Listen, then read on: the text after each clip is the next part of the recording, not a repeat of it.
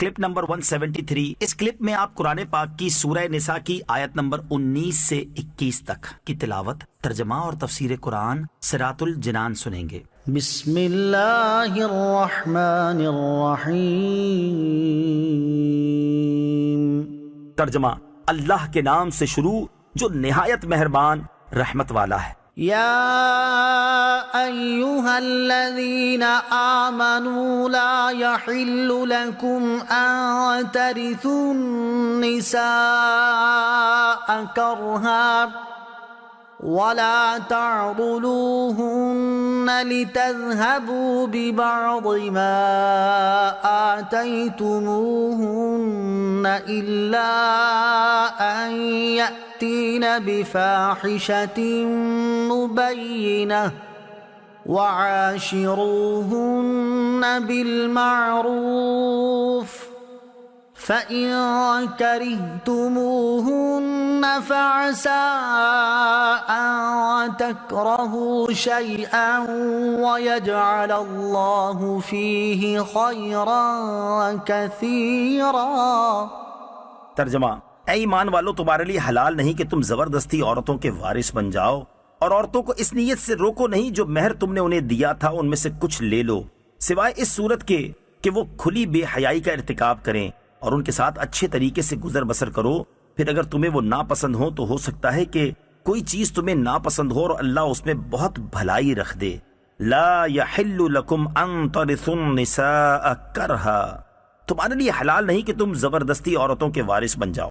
اسلام سے پہلے اہل عرب کا یہ دستور تھا کہ لوگ مال کی طرح اپنے رشتہ داروں کی بیویوں کے بھی وارث بن جاتے، پھر اگر چاہتے تو مہر کے بغیر انہیں اپنی زوجیت میں رکھتے یا کسی اور کے ساتھ شادی کر دیتے اور ان کا مہر خود لے لیتے، یا انہیں آگے شادی نہ کرنے دیتے بلکہ اپنے پاس ہی رکھتے تاکہ انہیں جو مال وراثت میں ملا ہے وہ ان لوگوں کو دے دیں، اور تب یہ ان کی جان چھوڑیں، یا عورتوں کو اس لیے روک رکھتے کہ یہ مر جائیں تو یہ روکنے والے لوگ ان کے وارث بن جائیں۔ الغرض وہ عورتیں ان کے ہاتھ میں بالکل مجبور ہوتی اور اپنے اختیار سے کچھ بھی نہ کر سکتی تھیں۔ اس رسم کو مٹانے کے لیے یہ آیت نازل فرمائی گئی، لِتَذْهَبُوا بِبَعْدِ مَا آتَيْتُمُوهُنَّ، تاکہ جو مہر تم نے انہیں دیا تھا اس میں سے کچھ لے لو۔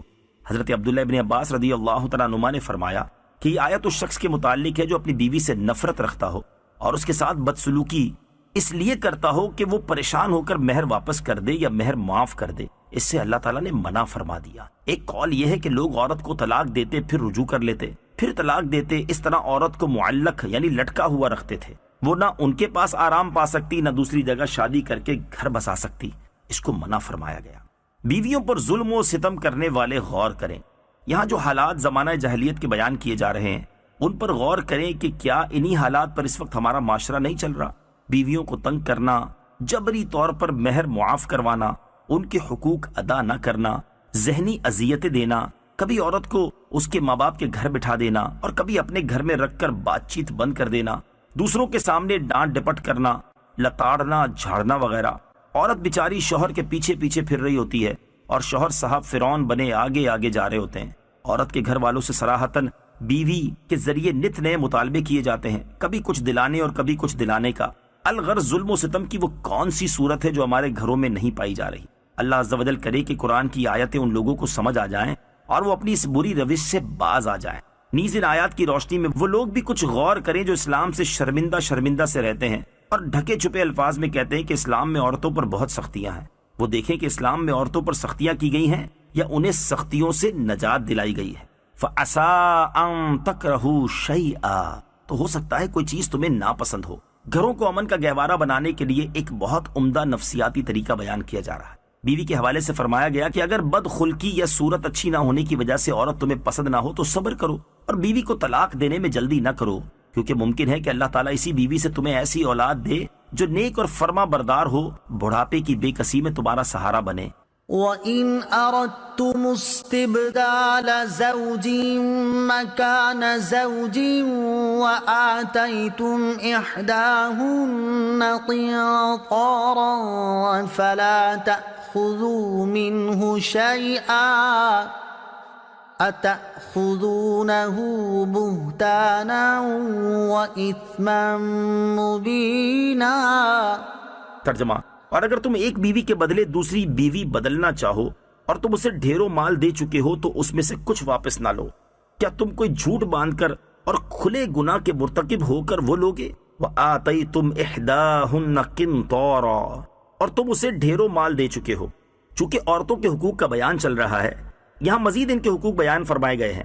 چنانچہ ارشاد فرمایا کہ اگر تمہارا ارادہ بیوی کو چھوڑنے کا ہو تو مہر کی صورت میں جو مال تم اسے دے چکے ہو تو اس میں سے کچھ واپس نہ لو۔ اہل عرب میں یہ بھی طریقہ تھا کہ اپنی بیوی کے علاوہ کوئی دوسری عورت انہیں پسند آ جاتی تو اپنی بیوی پر جھوٹی تہمت لگاتے تاکہ وہ اس سے پریشان ہو کر جو کچھ لے چکی ہے واپس کر دے اور طلاق حاصل کر لے۔ اسی کو فرمایا کہ کیا تم بہتان اور گناہ کے ذریعے ان سے مال لینا چاہتے ہو؟ یہ حرام ہے۔ البتہ یہ یاد رہے کہ سورہ بقرہ کی آیت نمبر 229 کی تفسیر میں وضاحت سے ہم خلا اور دیگر صورتوں میں مال لینے اور نہ لینے کی صورتیں بیان کر چکے ہیں، اس کا مطالعہ بھی یہاں کر لینا چاہیے۔ وَكَيْفَ تَأْخُذُونَهُ وَقَدْ أَفْضَىٰ بَعْضُكُمْ إِلَىٰ بَعْضٍ وَأَخَذْنَ مِنكُم مِّيثَاقًا غَلِيظًا۔ ترجمہ: اور تم وہ مال کیسے واپس لے سکتے ہو حالانکہ تم تنہائی میں ایک دوسرے سے مل چکے ہو اور وہ تم سے مضبوط عہد بھی لے چکی ہے۔ وَكَيْفَ تَأْخُذُونَهُ، اور تم وہ مال کیسے واپس لے سکتے ہو؟